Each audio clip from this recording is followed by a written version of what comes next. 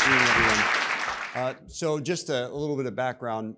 My academic career, which is about a little over 20 years now, is focused on what we've characterized as healthy living medicine. And you can imagine what that is.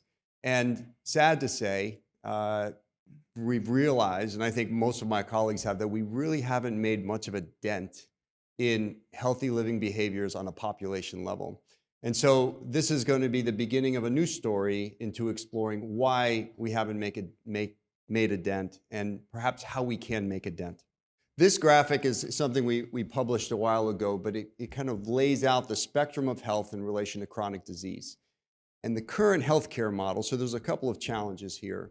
The current healthcare model pretty much lives to the right of this graphic.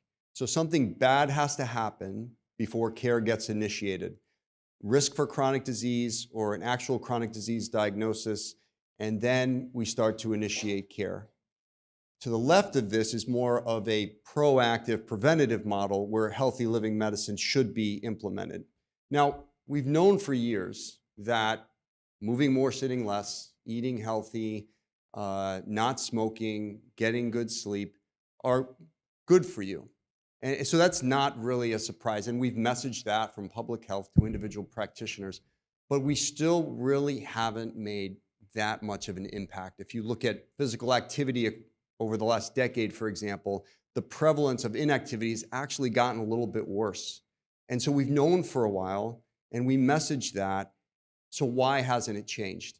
And one of the theories being it's a one-size-fits-all approach that we've taken, that we assume everyone knows healthy living is good for you, and therefore you should do it.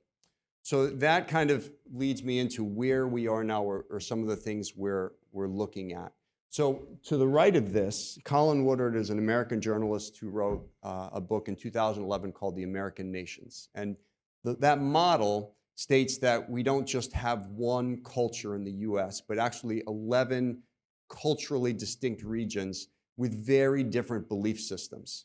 And so think about, our healthy living messaging as one size fits all, and we really don't pay much attention to the cultural belief systems or the drivers of why a person makes one decision over another. So we've started to explore that over the last 2 years, and this is just an example of some of our work. To the left is social vulnerability. To the right is, in the middle, is physical inactivity prevalence. And so you can start to see the illustrations of the stark differences in prevalence of these troubling health characteristics or environmental backgrounds, and they link very well with those cultural belief systems that we're starting to investigate.